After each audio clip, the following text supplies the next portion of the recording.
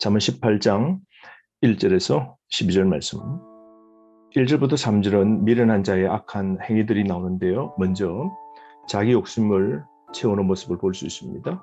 1절, 무리에게서 스스로 갈라지는 자는 자기 소욕을 따르는 자라 온갖 참지혜를 배척하느니라.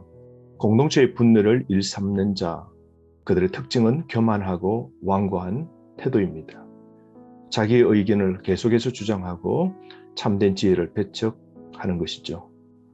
귀는 닫고 입은 열고 무질지의 언어를 계속 쏟아내게 되는 겁니다. 그러므로 자기 삶에 충실하고 선한 일을 도모하는 삶을 우리는 살아가기 위하여 노력해야 되는 것이죠. 그러므로 공동체에서 분열과 다툼을 만드는 악한 자가 되지 말아야 됩니다. 여러분, 우리 삶의 결단이 있기를 바랍니다. 분열, 분란을 일으키지 맙시다.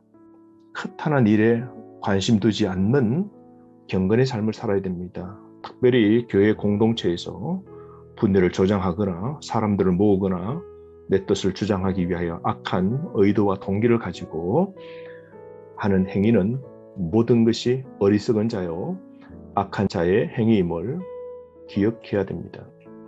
그러므로 우리 삶 속에 정결한 삶, 깨끗하고 거룩한 삶의 결단이 꼭 필요한데요. 2절 말씀, 미련한 자는 명철을 기뻐하지 아니하고 자기의 의사를 드러내기만 기뻐하느니라. 기억합시다. 3절에서는 미련한 자의 악한 행위는 타인을 무시하고 모욕합니다. 그러므로 사람들과의 관계 형성을 하지 못하는 것이죠. 3절, 악한 자가 이럴 때에는 멸시도 따라오고 부끄러운 것이 이럴 때에는 능력도 함께 오느니라. 악한 자의 최행은 경멸이고 결국 웃음거리가 될 겁니다. 수치 등을 당함으로 하나님의 강력한 심판을 받게 되는 겁니다. 악한 자의 결말은 이렇게 좋지 못하게 되는 것이죠. 명예를 얻지 못한 하나님의 심판이 있게 됩니다. 4절부터 8절 말씀은 미련한 자의 삐뚤어진 말에 관한 교훈인데요. 4절, 명철한 사람의 입의 말은 깊은 물과 같고 지혜의 샘은 솟구쳐 흐르는 내와 같으니라. 깊고 심오한 말은 지혜의 샘이고 골짜기의 시냇물 같다는 것이죠. 그러므로 여러분, 우리 말은 맑고 시원해야 됩니다. 5절 말씀, 악인을 두둔하는 것과 재판할 때에 의인을 억울하게 하는 것이 선하지 아니하니라. 어그러진 세상 속에서 우리는 어떤 모습을 보게 됩니까? 악인을 두둔하고 의인을 억울하게 하는 경우를 우리는 많이 보게 됩니다. 사회가 이렇게 되면 공의가 무너지게 되고 공의가 무시를 당하게 되죠. 그러므로 악과 선을 구별하지 아니하는 태도의 삶을 우리는 목도하게 됩니다. 그러므로 여러분, 악인을 두둔하는 건 나쁜 행동입니다. 그러므로 우리의 삶, 모두가 예 할지라도 아니요라고 대답할 수 있는 용기와 결단이 우리에게 필요한 것이죠. 6절부터 8절 말씀, 생각 없는 말로 괴롭힘과 분쟁과 분열과 이런 악한 일을 조장하는 사람들의 행위를 볼 수 있는데요. 6절, 미련한 자의 입술은 다툼을 일으키고 그의 입은 매를 자청하느니라. 미련한 입으로 다툼과 형벌을 자초하게 되는 것이죠. 적절하고 지혜로운 말을 합시다. 그렇지 않으면 패배의 선잔을 마시게 됩니다. 우리 입에 파괴적인 눈으로 인생을 망가뜨리지 말아야 합니다. 7절 말씀, 미련한 자의 입은 그의 멸망이 되고 그의 입술은 그의 영혼의 거물이 되느니라. 자기 말 때문에 망하는 경우가 얼마나 많습니까? 여러분, 말은 생명과 사망을 낳게 됩니다. 그러므로 살리는 말, 격려하는 말, 힘을 북돋우는 이런 진리의 말이 우리 입에서 나와야 됩니다. 그렇지 않으면 사람을 죽이되 가정과 공동체를 파괴하게 되는 것이죠. 말은 창조성과 인격성이 있는 겁니다. 어떤 걸 창조하시기를 원하십니까? 우리 입술, 진리의 입술, 바른 말을 행하는 경건한 언어 생활이 꼭 필요한 것이죠. 8절, 남의 말하기를 좋아하는 자의 말은 열식과 같아서 배속 깊은 데로 내려가느니라. 타인의 허물을 누설하고 들추기를 좋아하는 건 틀린 겁니다. 폭로하고 과장하고 왜곡하고 흠 잡는 말은 인간관계를 파괴하게 되고 공동체를 무너뜨리게 되는 것이죠. 그러므로 중상모략하는 우리 언어 생활은 끝내야 됩니다. 타락한 우리의 마음과 입을 지켜야 됩니다. 결단합시다. 생각 없이 내뱉지 맙시다. 자꾸 먹듯이 계속 비방하지 말아야 됩니다.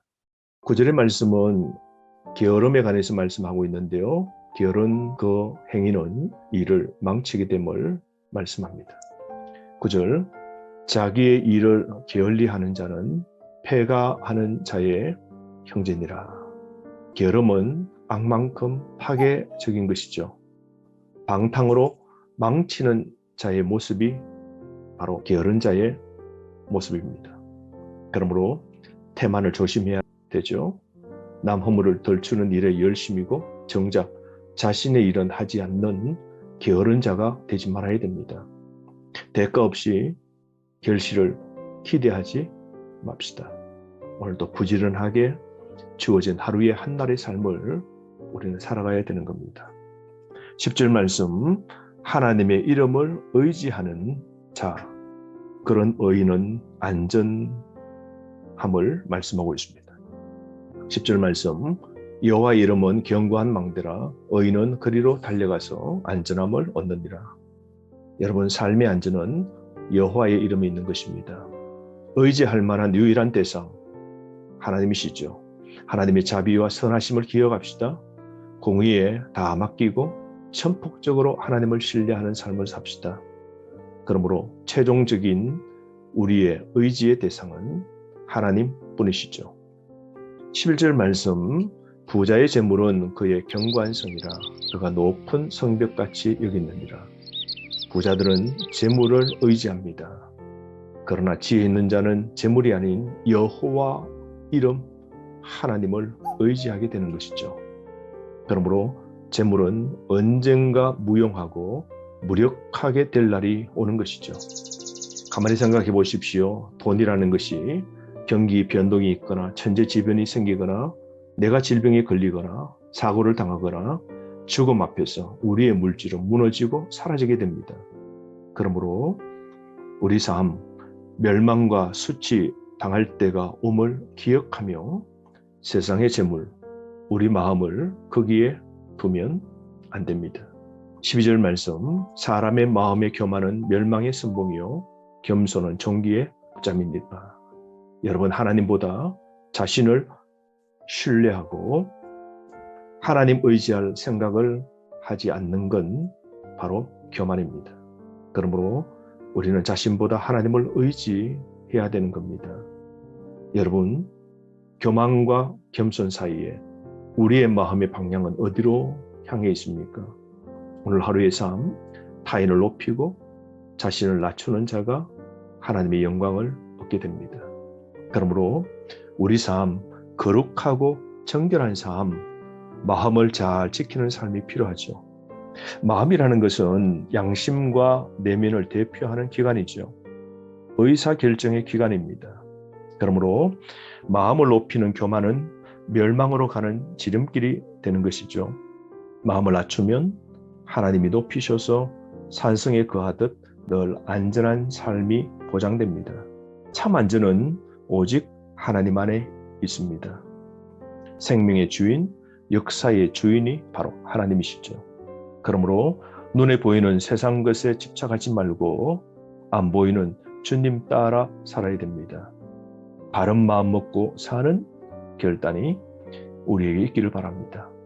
오늘 하루 한 날 지혜롭게 살고 지혜에 끼어 사는 하나님의 복을 받는 하루가 되기를 바랍니다.